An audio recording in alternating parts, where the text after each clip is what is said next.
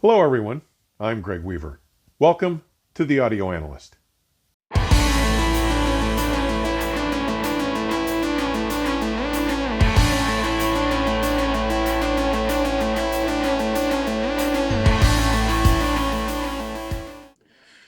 Today's episode had its genesis some while ago, over a listening session with one of my closest friends and industry colleagues, Maurice Jeffries. You've seen his work at Positive Feedback and enjoy the music, and if you follow the channel, you've seen him here before as well. But for more than a year now, we've been toying with the idea of each of us presenting 10 recordings that are exemplary, yet perhaps tend to be overlooked or otherwise not as widely or openly recognized as some other standards, yet that are equally deserving from our own particular favorite musical genres. Jazz would be the focus from Maurice, and progressive rock and maybe some bleed over into other rock areas or even into the blues would clearly be mine. Today, I'm happy to present part one, the first half of this realized concept, as we hear Maurice present a list of 10 alternate jazz recordings that, while they may not be the first ones fans think of, are well deserving of your attention, as Maurice will explain. Let's hear what he has to share. I was trolling YouTube one day and came across the number of YouTube content providers that said, this is my best of the greatest rock and roll albums of all time. And these are my favorite classical recordings. And I thought, Greg and I should do something similar. Greg should do his version of prog rock, hidden gems that folks may be aware of but may have forgotten or maybe never knew about. He might want to add some blues into that mix also. And I said, let me do the same with jazz. We've been talking about doing this for 6 months or a year. I'm so grateful that you were willing to put me and hold my feet to the fire and say, hey, I have my list done. I'm like, oh, you pain in the ass. Yeah. And briefly, I'm going to let you go. I'm going to shut up after this. Yeah, absolutely. I ended up starting off with about 45 to try and narrow it down to 10. So anyway, please share your list and your thoughts on them, big guy. I'll shut up now. Absolutely. So I started with about 25 or 30, and for the last several days struggled to eliminate the last three. So I was at 13. I said, I've got to get the list down to 10. So I've got my 10 favorites. Now, by the way, these may not be an individual listener's favorites, but all of these are acknowledged high quality works. Not all of them offer great sound quality of the type that we expect from, a $40 or $50 MoFi reissue. But all of them offer what I would argue is respectable sound quality, and some offering excellent sound quality. So, and in no hierarchical order, and certainly not alphabetically, this is my list. First is Wayne Shorter's Native Dancer. This is a magnificent 1975 Columbia release. It was released obviously in 75 on vinyl. I have the original vinyl, which I believe is a first pressing. It sounds fantastic. It is widely available on multiple streaming services. I love this album for one key reason. Wayne Shorter collaborates with the great Brazilian songwriter, vocalist Milton Nascimento, to offer a series of classics that have entered the jazz canon that the jazz musicians just love. My favorite cuts on the album are Diana. Wayne Shorter was a brilliant balladeer, and many consider this his most famous and best ballad. It certainly is my favorite of his ballads. Simply magnificent. And From the Lonely Afternoons, sort of Wayne Shorter's reflections on a life after Coltrane. Simply a magnificent bit of soloing and by Shorter and singing by Milton. By the way, Herbie Hancock is on this album as well. So you've got Wayne Shorter, Herbie Hancock, and Milton Nascimento. Some American music fans are beginning to, at this late date, discover Milton. Framer just did a review of a vinyl reissue of one of Milton's works, I forget. But Nascimento came to the scene in the late 60s, and he did for Brazilian pop what the Beatles did for pop in Britain. which is he combined elements of popular music and indigenous traditions, some jazz, and some Beatles kind of pop elements, and produced something that folks had never seen before. So that's number one on my list. Not necessarily top of the list, but my first choice. My second choice, bit of a sleeper, Quincy Jones' 1969 release, Walking in Space. The title track and an updated version of Killer Joe rank highly as my favorite tracks on the album. This is an A&M release, and Greg, if I'm not mistaken, the A&M record label was Herb Alpert's label from the late 60s and 70s. Let's just say that if you're familiar with Quincy Jones through the work he did with Michael Jackson and Thriller as a great producer, you've never heard Quincy Jones quite like this before. This is Quincy as composer, synthesizer of various strands and traditions, and summing up everything that was going on in the musical world in the late 60s.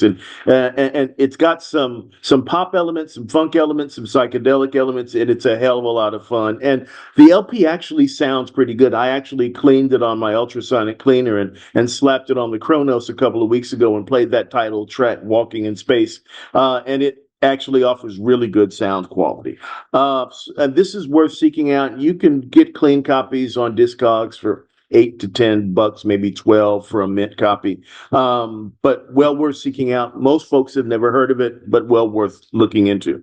Folks don't necessarily remember this about Quincy. Did a number of leading jazz ensembles before he had a stroke and couldn't play again.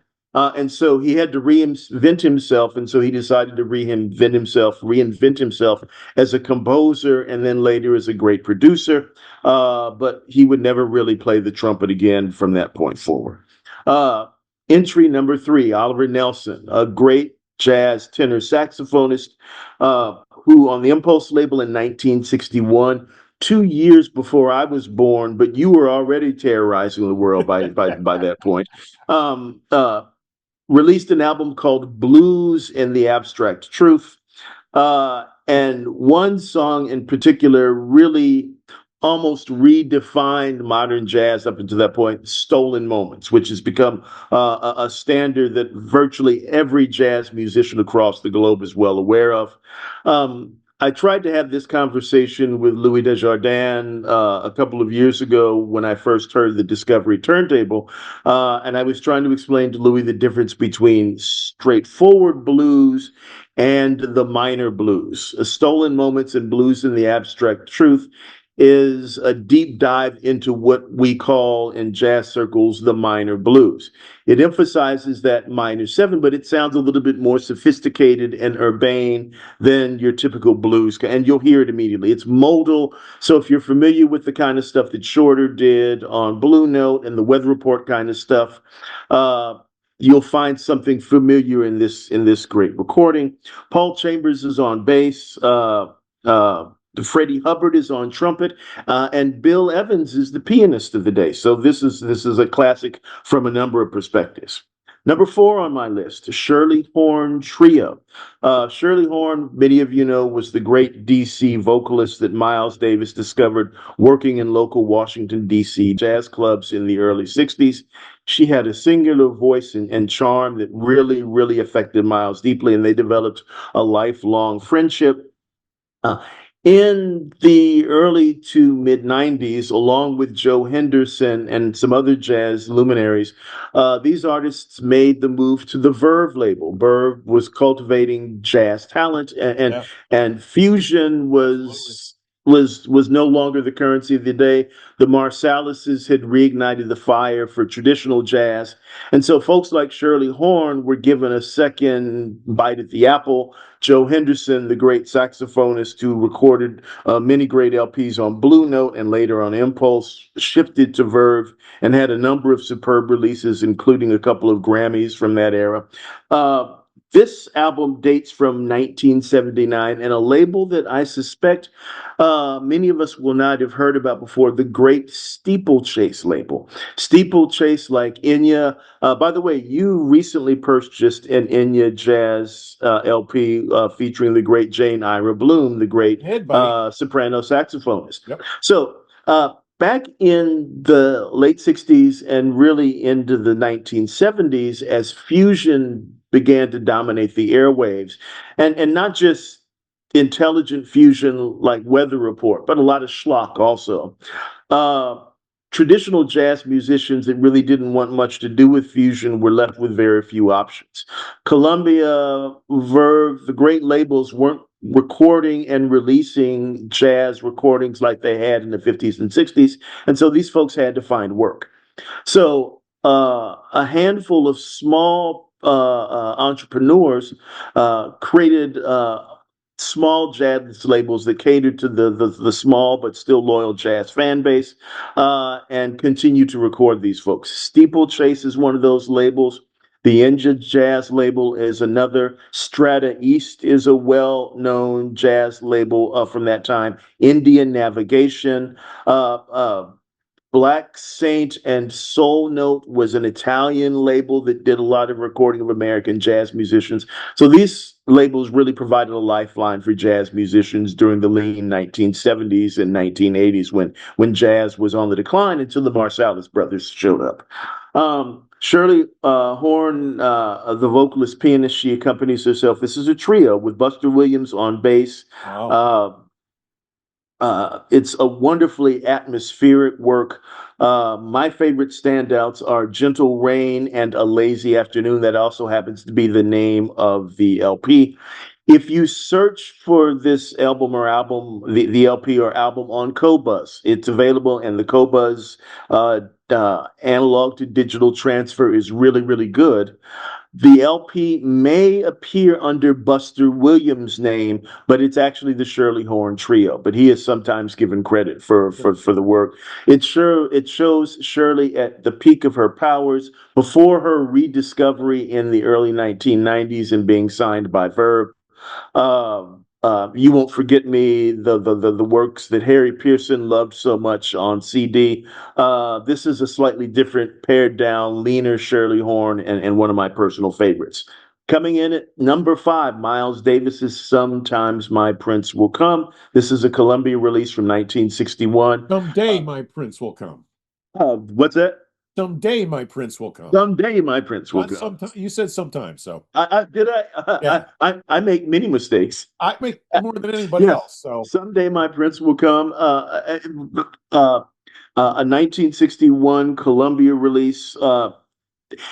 This is not the Wayne Shorter quintet. This is not the John Coltrane quintet. It is a stunning ensemble that shows the power of great ensemble playing. It's one of my favorite Miles Davis releases. By the way, for those of you who are familiar with Jeff Catalano at High Water Sound, Jeff loves low-powered tube amplifiers and horn speakers. He is also the TW Acoustics turntable distributor here in the United States. Jeff loves this album, and his favorite version is the mono version, which I have both in stereo and mono.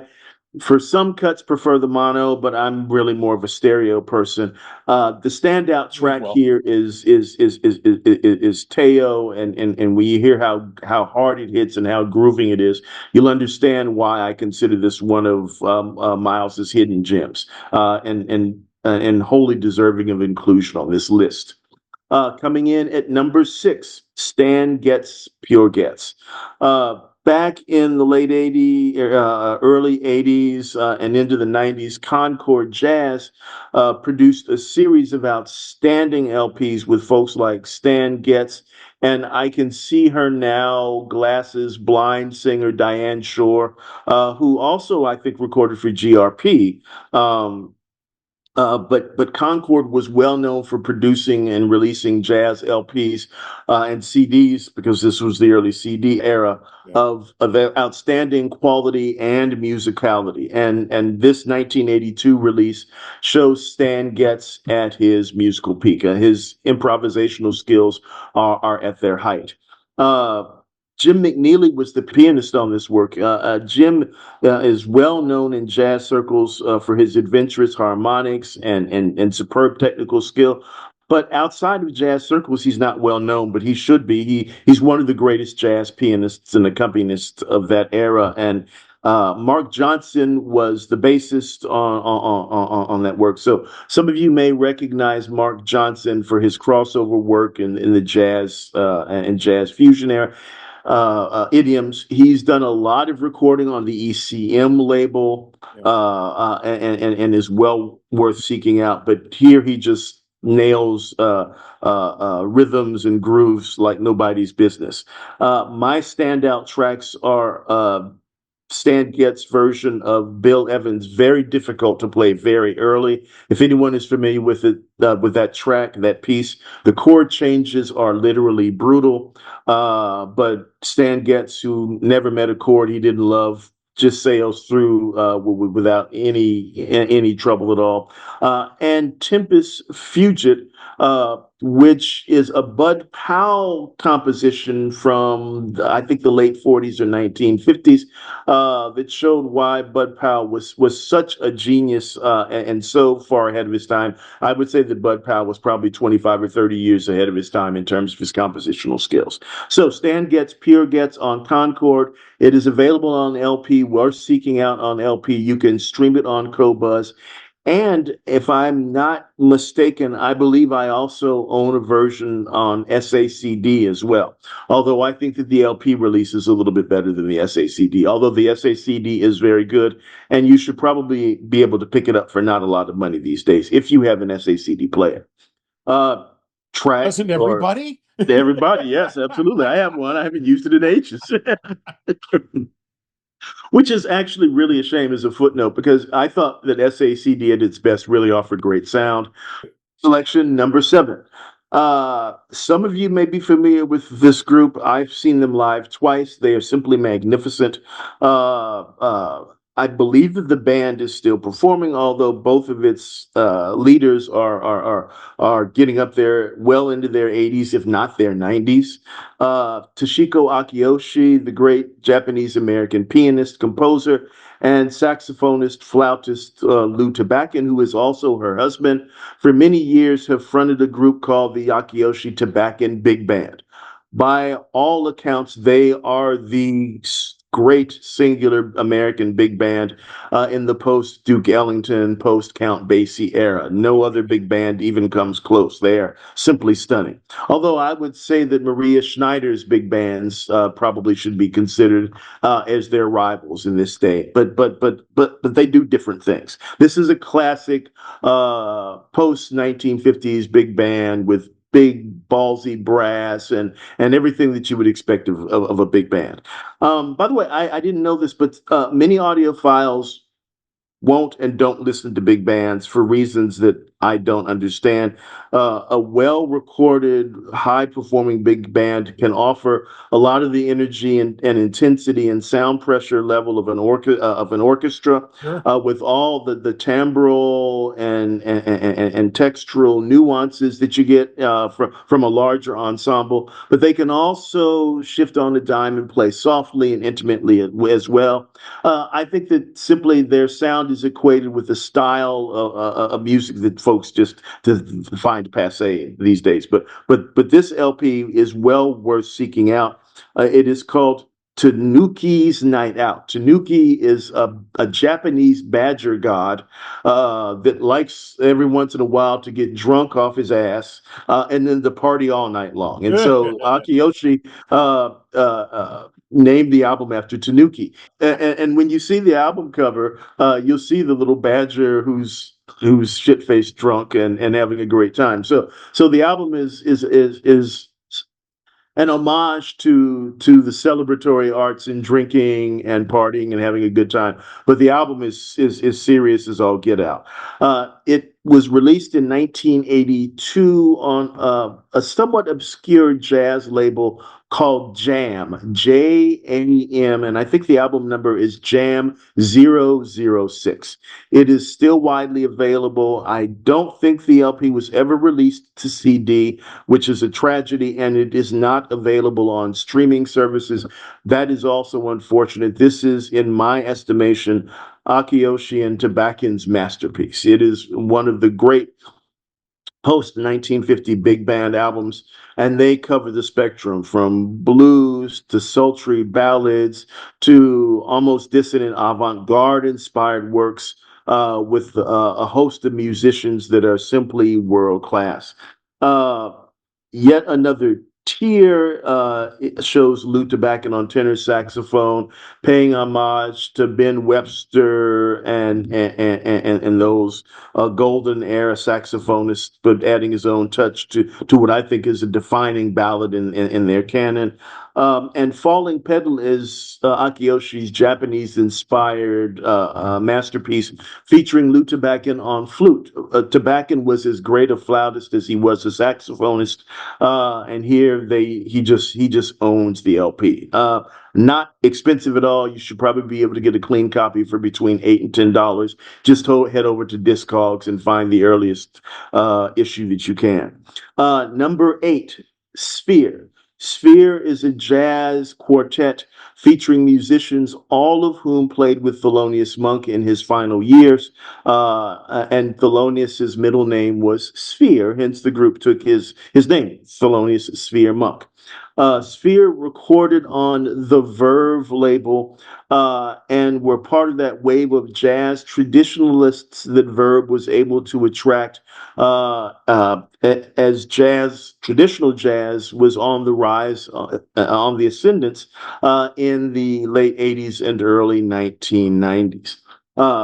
Some of the musicians from the group, some hardcore jazz fans will be familiar with: Charlie Rouse on saxophone, Kenny Barron on piano, Buster Williams on bass. By the way, Buster Williams also appears on the Shirley Horn Trio album, A Lazy Afternoon, that I just talked about a few minutes ago. He is a masterful bass player. Ben Riley on drums. The album is called Bird Songs, a Verve 1988 release. I was a first year law student at the University of Michigan Law School, and I had two roommates, and neither of them got along. They hated each other's guts, and the two of them had just had a horrible fight.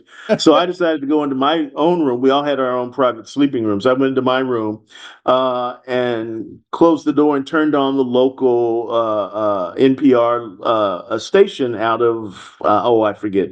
Anyway, I heard this track on the radio, and I'm like, oh my goodness, who are these guys? So I immediately went out and bought the CD. It is no longer in print. You can't get it anywhere. You can get the CD used. It may have been reissued on vinyl by Verve at some time, but I can't be sure of that. It may not be cheap to get because as a limited run CD, sometimes out of print CDs can catch 50, 60, 70, $100 or more. I wouldn't be surprised if you had to pay that money to get this disc. If you're a true jazz fan, is worth perhaps spending that kind of money. The title indicates the philosophy behind the album. Sphere recorded songs that were all made popular by Charlie Yardbird Parker, hence the title of the album, Bird Songs. My favorite on the album is I Didn't Know What Time It Was, with Buster Williams laying down a bass track that introduces the song that is just so infectious. Some of you may have heard that track played. It featured on jazz radio stations across the country in the late 80s and early 90s. So if you can find this CD, please check it out. It rounds tips the scales at number 8 on my alternate best of list. Number 9, another bass player. I've got this thing with bass players. I played saxophone all my life, but I always have loved the acoustic bass. This is a special bassist, both as an improviser, but perhaps more importantly known as composer, the great Charles Mingus. So a number of you will be familiar with Mingus's Columbia recordings from the 50s and 60s. This sees Mingus after a multi-year hiatus, returning to the studio no longer with Columbia, but now with the Atlantic label. And while at Atlantic during the 1970s, he released 7 LPs. By the way, of the 7 studio recordings, Rhino Records has compiled all 7 studio LPs, remastered them, and reissued them on what I understand is a beautiful box set. Uh, I'm probably at some point, if it's still available, going to get the box set. Even if I'm not a fan of all 7, I think out of the 7 LPs, 5 are great and 2 are sort of okay. But it's Mingus, so even the okay selections are good. Yeah. My choice here is a 1975 Atlantic release called Changes One. Mingus did 2 Changes LPs, Changes One and Changes Two. They're both great. Changes One is just simply my personal favorite, and it shows the great bassist composer at the height of his inestimable powers. My 2 favorite selections are Sue's Changes, a lovely ballad that, and by the way, all these cuts are, 8, 10, 12 minutes long. They're mini compositions in a sense that shows why Mingus is such a great composer. And he distills everything that's great about the jazz tradition.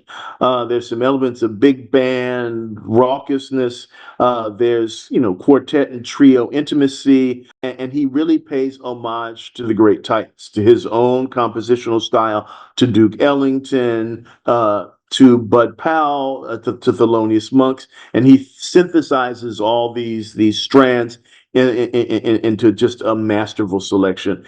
It's a 1975 release, which means this is late analog, no digital nonsense, and it's a really, really good recording. I haven't or can't remember how well the sound quality was viewed from the latest Rhino releases, but if they are true to the original master tapes, then I suspect that the sound quality should be at least very good, if not outstanding. My last entry is a disc that many of you probably have not heard or heard of before. But if you loved Chad Kassam's lovely mono reissue of Duke Ellington's Masterworks from a number of years ago, a great LP. On This, my shelf. yeah, and I know that you're not a mono fan, but there's something about that LP. It's The just magical. recording's fabulous, dude. It's fabulous. It's special. This is a recording featuring Duke Ellington performing with the late, great Rosemary Clooney. So, for those of you who don't know, Rosemary Clooney is a Cincinnati girl, one of the great jazz vocalists from the late 40s, 50s. Her career spanned until the, I believe, late 80s or even maybe into the early 1990s. Literally a 5+ decade career. Her nephew is the more famous, but not necessarily more talented George Clooney. By the way, I like George. The Clooneys are royalty in Cincinnati.